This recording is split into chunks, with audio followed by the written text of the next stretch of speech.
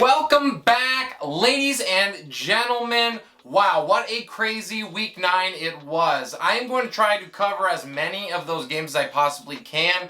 There is a list far too long for me to be able to reach, but I'm going to try to at least get to the most impressive and meaningful ones. In today's video, I want to start with the Jags against the Bills. This was easily the biggest upset that we've seen in the NFL this season and completely blew me away with how it turned out. My biggest questions coming into this game: for Buffalo, how big of a statement would they make after a lackluster performance last week against a really poor Miami Dolphins team?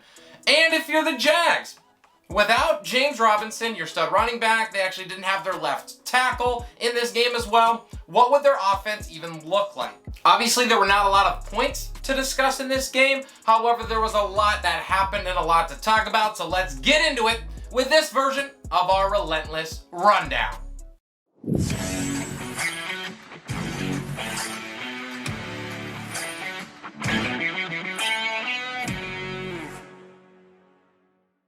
We are going to start with Buffalo, and this was one of my top 3 teams in the entire league coming into this game.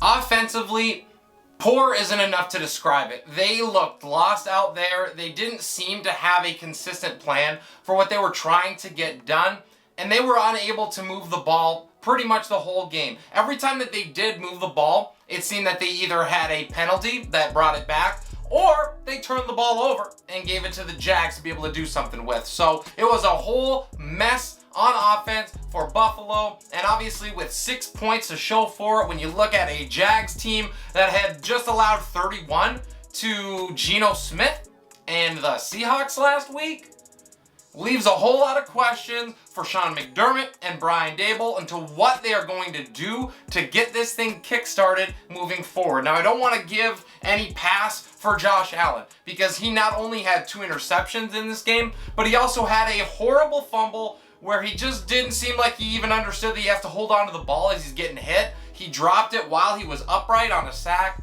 So 3 turnovers for him. Almost everything they did was just short passes or screens to the outside. They kept it underneath almost the entire game. Never really taking the ball downfield or pushing it and taking chances and shots with guys like Stephon Diggs and Emmanuel Sanders. So that didn't make a whole lot of sense to me. They never really tried to stretch the field. A lot of that was that their offensive line was absolutely horrendous. They could not protect Josh Allen to save their lives, and he was running for most of it.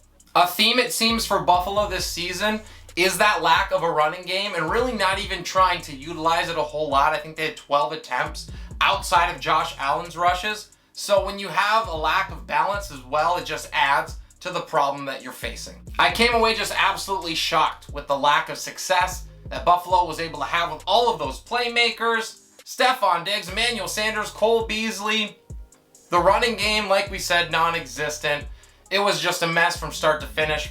Let's get to the defense, because actually defensively Buffalo played excellent. They played really smart, at least when it came to football stuff. Now the emotional side of it, on the other hand, they were absolutely out to lunch. They allowed Jacksonville, it looked like, to get in their heads a lot of the time. They committed a bunch of stupid penalties, personal fouls, unsportsmanlike conduct, and it kept Jacksonville with the ball and able to continually run time off of the clock. It ended up being about a 50-50 split as far as time of possession, but that was really only because of all of the defensive mistakes and first downs that were given to Jacksonville by poor penalties from Buffalo. They allowed Trevor Lawrence to throw for just 118 yards, which was great, and they also kept the Jags as a whole under 3 yards rushing as a team.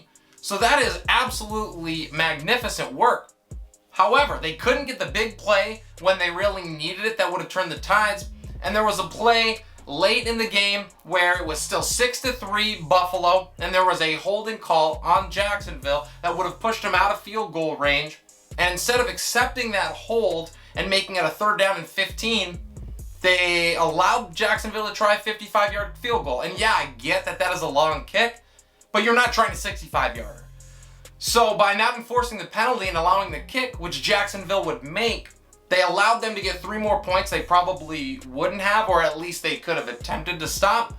And in a game where you have 9 total points up to that point, that doesn't make a lot of sense to me. You have to treat those points as valuable as they are. And with the defense playing as well as they were, to have an opportunity to keep your lead, that was a really poor decision by Sean McDermott.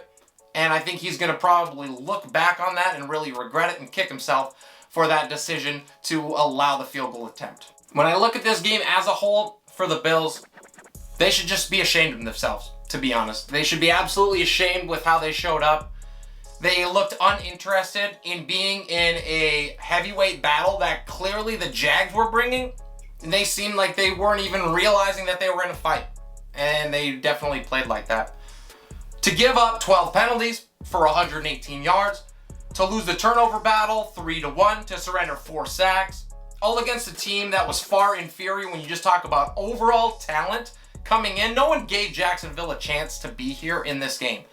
And that apparently was news to Buffalo because they played like they had already won this game without even lining up. I think this makes us really have to take a step back and evaluate where the Bills are as a team after a loss like this. I have them now as the 5th best team behind the Titans, behind the Ravens, behind the Chargers, behind the Browns. And that might not even be low enough when we think about they just about lost to Miami last week. That game was tight into the 4th quarter. So you get back-to-back inferior competition who you not only don't put away, but you lose to one of them. There's a lot of soul-searching that has to be done in Buffalo before heading in to their game next week. Now you would think that they would go out next week and absolutely smoke the Jets, but after back-to-back performances like this, I'm not sure that we can just make that case flat out anymore for the Bills. They're gonna make the playoffs, they're gonna be there at the end of it, but this was an unacceptable loss, and the way that it came about, man, it was honestly really pathetic. If you're a Bills fan, you have to be enraged at what you saw. And I'm not sure that this taste in the mouth is going to go away even after they beat the Jets next week, presumably. Let's now move to the home team in Jacksonville, who honestly was really uninspiring offensively. They averaged under 4 yards of play total, and they were held to just 218 yards on the day. What they did do was allow Buffalo to beat themselves with penalties, and they got key first downs to move the sticks. They were able to keep the clock moving, and that was huge in keeping Buffalo's offense off of the field and kept them out of a rhythm.